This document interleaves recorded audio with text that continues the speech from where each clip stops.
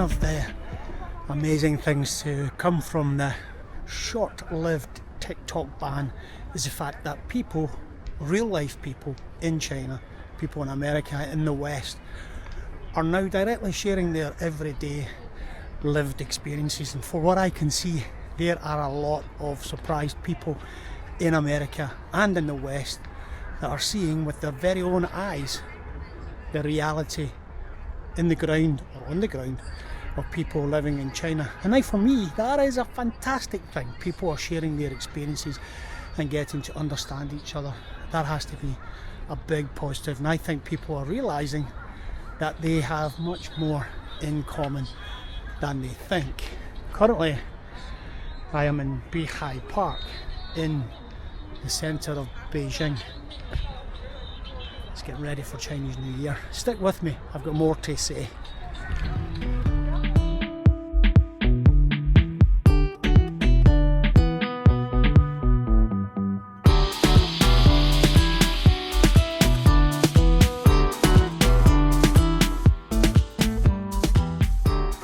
As I watch America come under the rule of a new president and a vast sweeping set of policy changes coming into force, and for what I see, things changing fast, I get the feeling that some people will be happy. Let's just say 50% people will be happy, and some people, 50% of the population, are going to be pretty mad.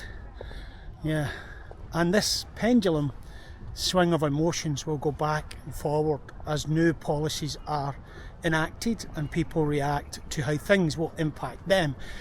I do get the feeling in the pit of my stomach that there will be a moment in time where people who are dreaming of a new utopia, a new America, find out things actually don't change that much in their favour, and they will have a form of buyer's remorse. And I think that's human nature, to be honest.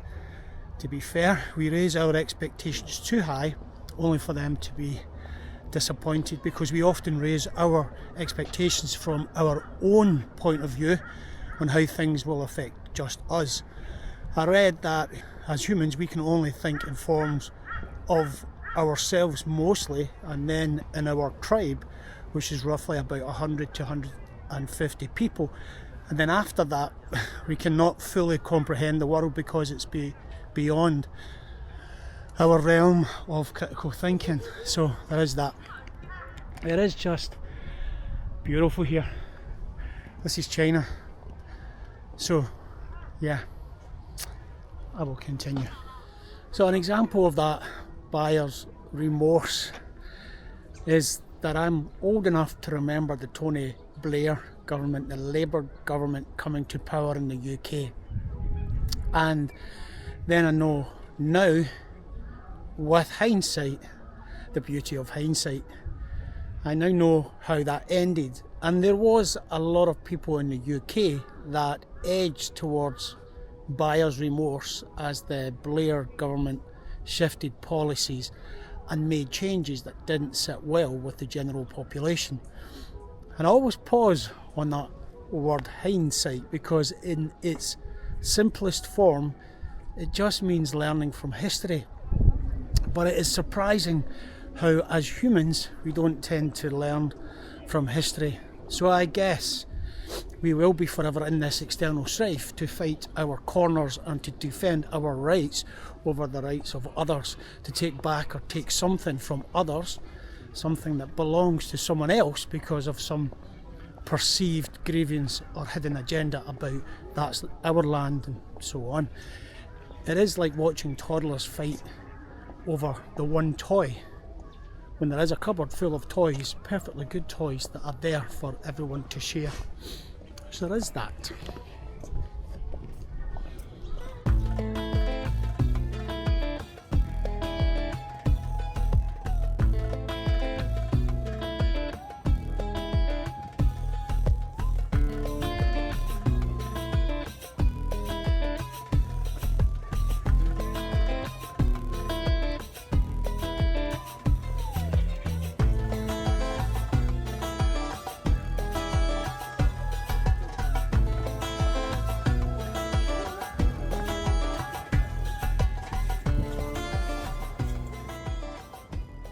So anyway, I am guessing here that, and this is just my opinion, but based on my passion for soaking up a whole lot of information and from living in China for 8 years, I am guessing that as the pendulum swings back and forth, more and more people will start to look for answers and alternatives. And given that real people have discovered ways to interact with each other across borders and continents, I can see a world that evolves in a less predictable way. And as the powers that be scramble to keep a lid on this sharing, I can only guess that people with real curiosity will make the effort to get up off the couch and travel to see things for themselves.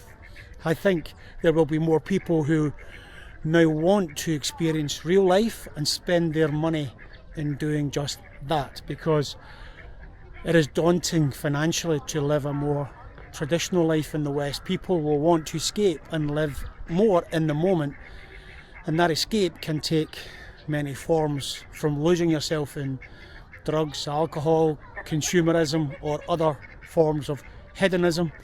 But I believe that it will also be in the shape of people throwing caution to the wind and travelling more, going off to see Europe, Asia, and discover things for themselves. Wherever they go, I think there's a mindset now, curiosity, that has been awakened in people, that they want to go see things for themselves, because there's a trust or a lack of trust in that media. Stick with me.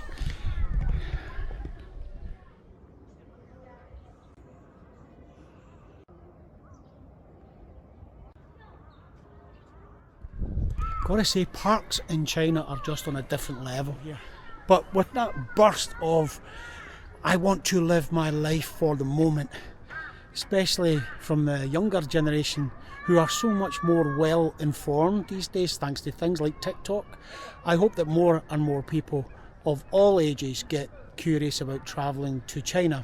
And with the swapping of living experiences taking place on the internet now, some of what people were fearing the most in the West about travelling to China is turning out not to be true. One of the greatest barriers to people travelling to China was this fear for their safety.